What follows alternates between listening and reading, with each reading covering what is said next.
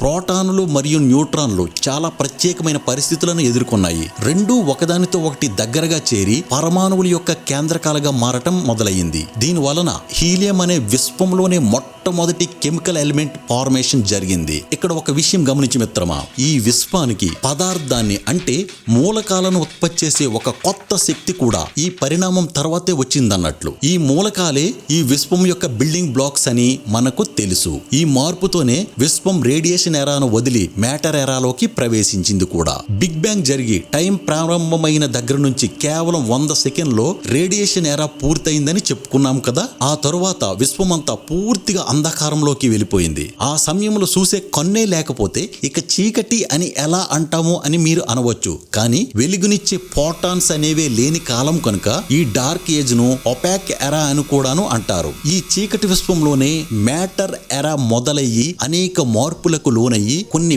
Billion సంవత్సరాలు సుదీర్ఘ కాలం పాటు కొనసాగింది. ఈ రోజు మనం ఈ వీడియో చూస్తున్న సెకన్ వరకు చేరుకుంది. ఈ ఎరాలో బిగ్ బ్యాంగ్ ఏ మార్పులకు లోనైందనేది ఇప్పుడు తెలుసుకుందాం. పేరుకు తగ్గట్టుగానే విశ్వం ఈ మ్యాటర్ ఎరాలో పదార్థం యొక్క పూర్తి ఆధిపత్యంలోకి వెళ్ళిపోయింది. ఈ ఎరాను 3 ముఖ్యమైన ఎపాక్స్ గా విభజించారు. అందులో మొదటిది యాటమిక్ ఎపాక్.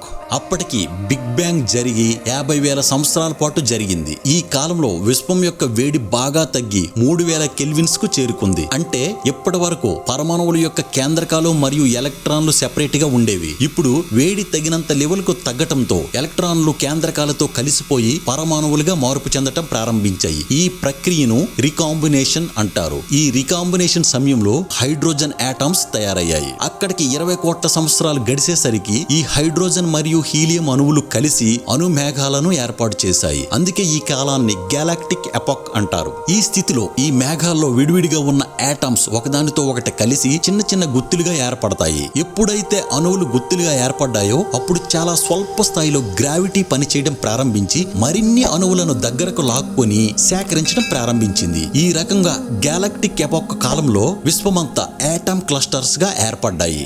ఇవే తర్వాత కాలంలో అతి భారీ గ్యాలక్సీల ఏర్పాటుకు కావలసిన విత్తనాల్లా పనిచేస్తాయన్నమాట. అంటే విశ్వంలో మొట్టమొదటి ఏర్పడిన గ్యాలక్సీలన్నీ కేవలం నెబ్యులాల క్లస్టర్స్ గానే ఉండేవన్నమాట. ఇప్పటికి కూడా ఈ విశ్వం చీకటి యుగంలోనే ఉందని మర్చిపోకూడదు.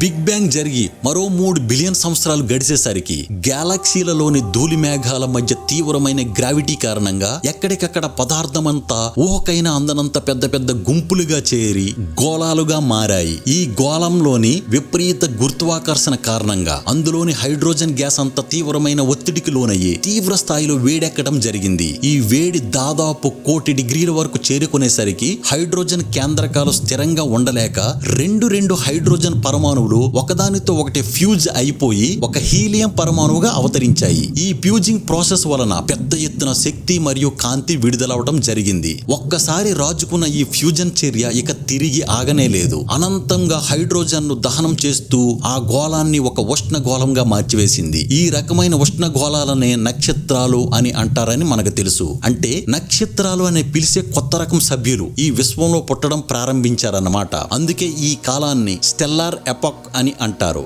నక్షత్రాల జననం కారణంగా విశ్వంలో ఒక వెలుగు కిరణం ఉద్భవించి చీకటి యుగం ముగిసిపోయింది. నక్షత్రాల్లో కంటిన్యూగా జరిగే ఈ యాక్టివ్ చేంజెస్ అనేవి విశ్వం మొత్తంలో అలలుగా భారీ స్థాయిలో మార్పులు జరిగి ఈ రోజు మనం చూస్తున్న ఈ విశ్వం రూపుదిద్దుకుంది. అంటే ప్రస్తుతం మనం చూస్తున్న నక్షత్రాలు, గ్యాలక్సీలు, నెబ్యులాలతో కూడిన ఈ విశ్వం యొక్క రూపానికి ఇది ప్రారంభ కాలం అన్నమాట.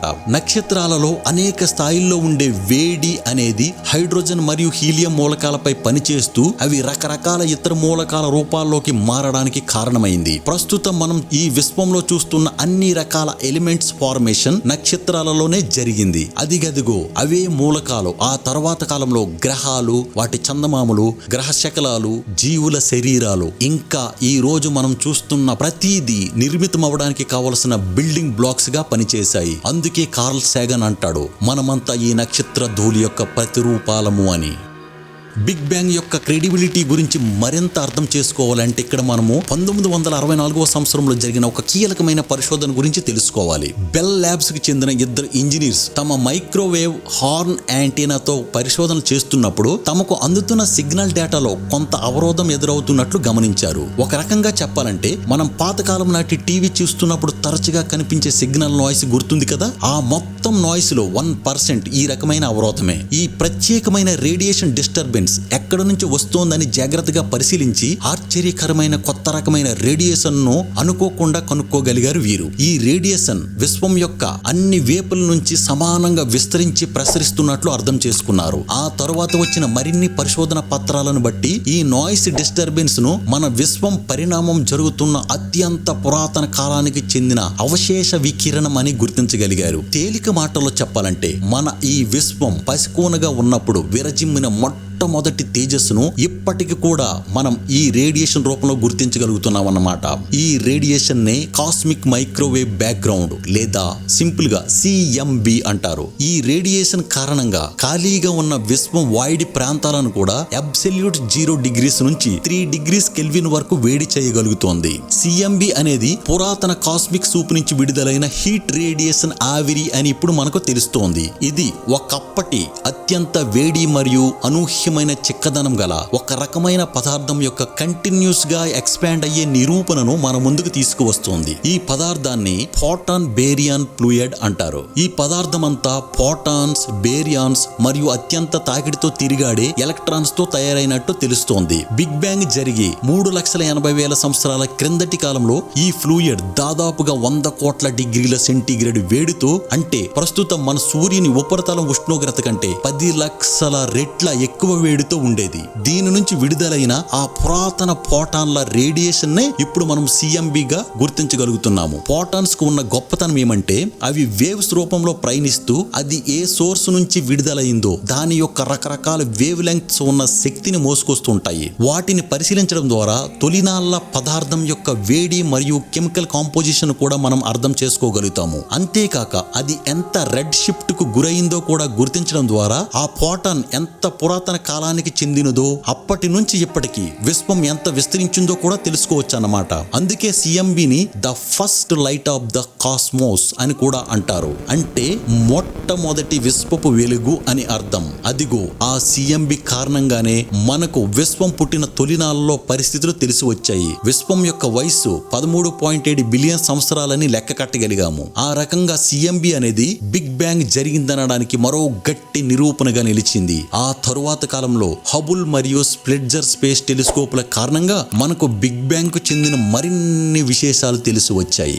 ఈ రకమైన ఎవిడెన్స్లతో కూడిన బోలేడన్ని పరిశోధనలో బిగ్ బ్యాంగ్ థియరీని సపోర్ట్ చేస్తుండడంతో ఇప్పుడు అందరు శాస్త్రవేత్తలు ఈ సిద్ధాంతాన్ని ముక్త కంఠంతో అంగీకరిస్తున్నారు. ముగింపు మాటగా చెప్పాలంటే విశ్వం విస్తరిస్తోంది. విశ్వంలోని నక్షత్రాలు, నక్షత్ర మండలాలు, గ్యాలక్సీ క్లస్టర్లు అన్ని, ఈ విశ్వంలో ఉన్న ప్రతి వస్తువు చాలా వేగంగా ఒకదానికి ఒకటి దూరంగా పారిపోతున్నాయి. మొదటి క్షణంలో ఈ వస్తువులన్నీ మన నుంచి దూరంగా జరుగుతున్నట్లు అనిపిస్తాయి గాని అది భ్రమ మాత్రమే. మనల్ని సెంటర్ పాయింట్ గా అనుకుని చూస్తే మనకు దగ్గరగా ఉన్న గ్యాలక్సీలు నెమ్మదిగాను, దూరంగా ఉన్నవి వేగంగాను, మరింత దూరంగా ఉన్నవి అత్యంత వేగంగాను కదిలిపోతూనే ఉన్నాయి. అవి ఎటు పారిపోతున్నాయో అర్థం కాని అనంత లోకాల్లో ఏదో ఒక పని ఉన్నట్లు అలుపెరగని పయనం సాగిస్తూనే ఉన్నాయి. ఈ పలాయనానికి ఒక ముగింపంటూ ఉందన్న ఆధారాలు మన దగ్గర ఏమీ లేవు. ఈ విస్తరణను ఆపి తిరిగి పదార్థానంతటినీ ఒక్క చోటకి తెచ్చేంత శక్తి ఏదైనా ఈ విశ్వంలో ఉన్నట్లు కనబడట్లేదు.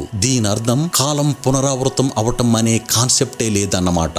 అనేక స్థాయిల్లో విశ్వం రూపుదిద్దుకోవటంలో జరిగిన అనేక పరిణామాలన్నీ మూలాధారంగా నిలబడటం వలన ఈ రోజు మనకు కనిపిస్తున్న ఈ లయబద్ధమైన పర్యావరణ వ్యవస్థ మన కళ్ళ ముందు నిలుస్తోంది. అయినా అంతటితో అయిపోలేదు. ఈ విశ్వ నిర్మాణంపై, దాని గురించి మనకున్న అవగాహనపై లెక్కలేనన్ని ప్రశ్నలు ఇప్పటికీ మిగిలే ఉన్నాయి. వాటన్నిటినీ మానవ మేధస్సు అంచెలంచెలుగా విశ్లేషిస్తూనే ఉంటుంది. మరిన్ని విశ్వ రహస్యాలకు కాలమే సమాధానాలు అందిస్తుంది. మిత్రమా, బిగ్ బ్యాంగ్ గురించి చాలా డీటెయిల్డ్ ఇన్ఫర్మేషన్ మీకు అందించే ఉద్దేశంతో ఈ వీడియోని చాలా కష్టపడి ఇష్టపడి చేశాను.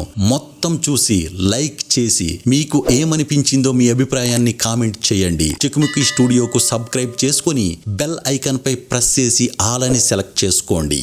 Thank you friends.